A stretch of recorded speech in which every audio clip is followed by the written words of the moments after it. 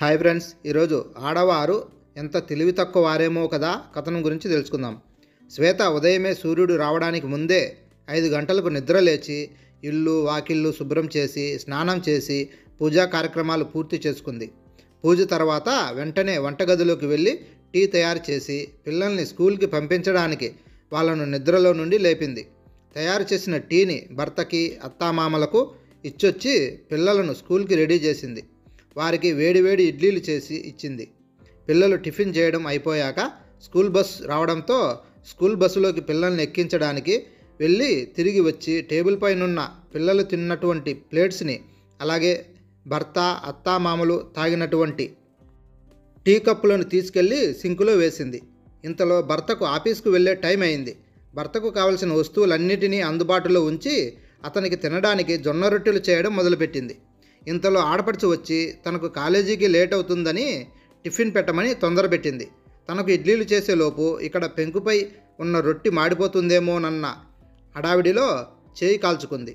చేయి కాలినా కూడా అది రోజు జరిగే పనిలే అనుకుని ఆ నొప్పిని భరించి ఇడ్లీలు ఆడపడుచుకు ఇచ్చి పంపించింది. భర్తకి జొన్న రొట్టెలు చేసి డైనింగ్ టేబుల్ పైన పెట్టి వడ్డించింది. 9 గంటలకల్లా ఎక్కడి వాళ్ళు అక్కడ వెళ్ళిపోయారు. తర్వాత మళ్ళీ వంటగదిలోకి వెళ్ళి అత్తామామల కోసం జొన్న రొట్టెలు చేసి వారికి వడ్డించింది. వారు తినేలోపు వంటగదిలోకి వెళ్ళి కిచెన్ అంతా శుభ్రం చేసుకుని గిన్నెలు తోమేసింది. అప్పటికే టైం 10 అయిపోయింది. వాషింగ్ మిషన్లో బట్టలు వేసి తను తినడానికి వెళ్తుంది. ఇంతలో బెల్ మోగింది. ఎవరా అని చూస్తే తన పెద్ద ఆడపడుచు పిల్లలతో సహా ఇంటికి వచ్చింది. వారికి టీ టిఫిన్లు చేసి ఇచ్చింది. అప్పటికే టైం 11:30 అవుతుంది. ఇంకా పిల్లలకి మధ్యాహ్నం భోజనం తయారు చేయాలని వంటింట్లోకి వెళ్తూ ఉండగా నీ ఆడపడుచుకి మంచి రుచికరమైన భోజనం వండు అని అత్తగారి పిలుపు. దాంతో ఆడపడుచుకి స్పెషల్గా వంటలు చేసింది.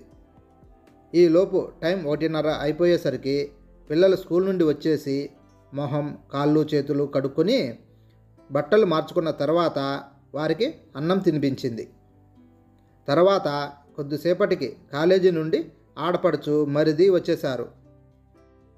వారికి భోజనం వడ్డించి వాళ్ళు తినేసరికి టైం 3 అయింది. ఆకలిగా అనిపించడంతో తిందామని టేబుల్పై ఉన్న వాటిని మూతలు తీసి చూసింది. గిన్నెలన్నీ ఖాళీగానే ఉన్నాయి. ఆ గిన్నెలన్నీ తీసి మళ్ళీ కిచెన్ని శుభ్రం చేసి గిన్నెలు కడుగుతూ ఉండగానే భర్త వచ్చాడు. ఆమెను పిలిచి నాకు చాలా ఆకలిగా ఉంది, తొందరగా భోజనం పెట్టు అన్నాడు. అప్పుడు ఆ గిన్నెలు అక్కడే వదిలేసి చేతులు కడుక్కొని భర్తకు చపాతీ పిండి కలిపి చపాతీలు చేసి ఇంకో స్టవ్ పైన ఆకుకూర వండి భర్తకు వడ్డించింది. అప్పుడు భర్త రా నువ్వు కూడా నాతో పాటు తిందు అన్నాడు. ఆమె ఆశ్చర్యంగా చూసింది. పొద్దున్నుండి ఏమీ తినకపోవడంతో భర్తతో పాటు తినడానికి కూర్చుంది. భర్త ప్రేమతో ఒక ముద్ద తినిపించగానే కళ్ళల్లో నుండి నీళ్లు తిరిగాయి. అప్పుడు భర్త ఏమైంది, ఎందుకు ఏడుస్తున్నావు అని అడిగాడు. అప్పుడు ఆమె మనసులో ఇలా అనుకుంది, ఆయనకేం తెలుసు, అత్తగారింట్లో ఇంత పని చేసిన తర్వాత ఒక ముద్ద తినడానికి దొరుకుతుందని. కానీ అందరూ ఇంట్లో ఊరికనే తిని కూర్చుంటున్నావు కదా, ఇంకా ఏం పని చేస్తున్నావని అంటారు అనుకుని భర్తకు ఏమీ లేదు అని సమాధానం చెప్పింది.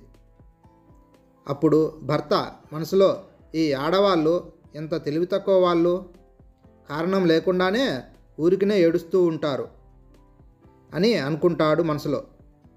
జాబ్ చేయకుండా ఇంటి దగ్గర ఉండి అన్ని పనులు చూసుకుంటూ అందరి బాగోగులు చూసుకునే జీతం లేని ఒకే ఒక జీవి స్త్రీ, కూతురుగా భార్యగా కోడలిగా వదినగా తల్లిగా ఇలా అన్ని బాధ్యతలు నిర్వహిస్తుంది. హాయ్ ఫ్రెండ్స్, ఈ కథ మీకు నచ్చినట్లయితే please like and subscribe friends.